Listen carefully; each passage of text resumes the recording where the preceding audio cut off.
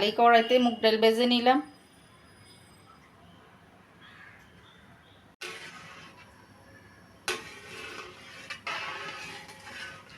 মুগ ডাল সেদ্ধ বসিয়ে দিলাম। এদিকে শসা কেটে নিলাম। আজকে শসা মুগ ডাল করব, গরমে একদম পারফেক্ট খাবার,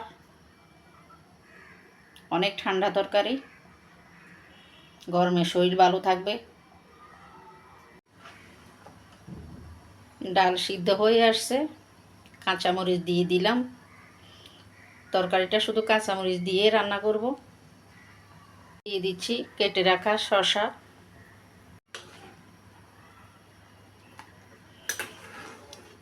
শসা সিদ্ধ করে নিব।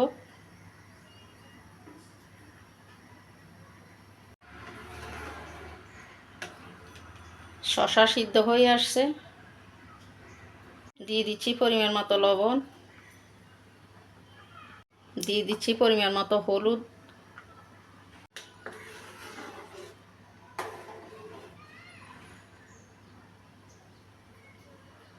আরেক চুলায় শুকনো মরিচ, রসুন ভেজে নিচ্ছি।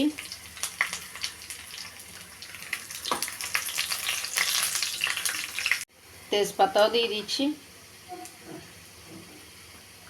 দিয়ে দিচ্ছি। আর কিচ্ছু লাগবে না, মোটামুটি হয়ে আসছে। মুগ ডাল দিয়ে শসা রান্না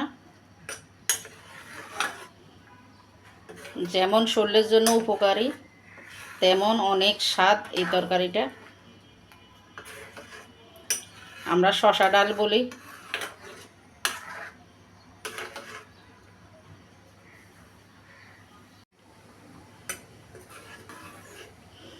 হয়ে গেল শসা ডাল রান্না।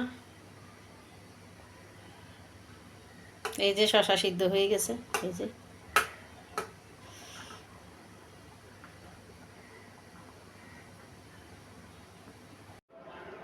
মাছ শেষ হয়ে গেছে, মাত্র 4 টুকরা কাতলা মাছ আছে।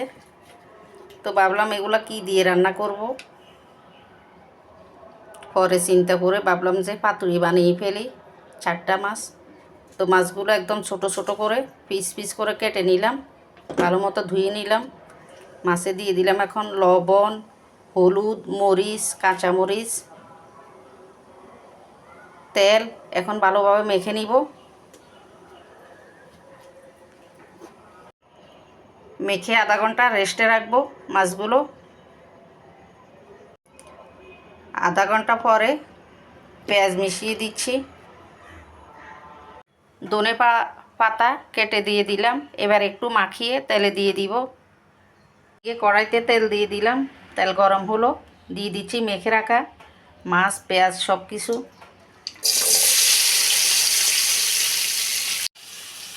মেখে রাখা মাছ তেলে দিয়ে দিলাম। এবার একটু নেড়ে চেড়ে ভেজে নিব।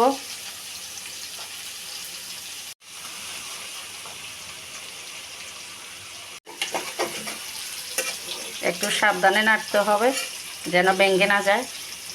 নেড়ে চেড়ে একটু কষিয়ে নিব।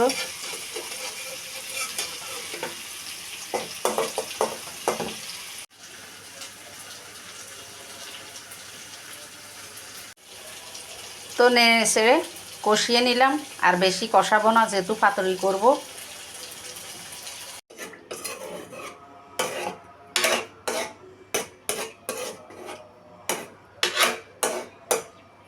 উতরিয়ে একদম জল শুকিয়ে মাখা মাখা করে নিব। এই পাতুরিটাকে বলে কড়াই পাতুরি, কারণ পাতুরি বিভিন্নভাবে করা যায়। কলা পাতায় পাতুরি করা যায়, বিভিন্নভাবে পাতুরি করা যায়।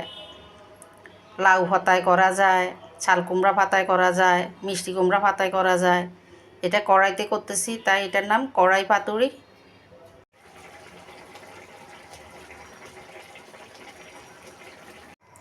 হয়ে গেল কাতলা মাছের কড়াই পাতুরি।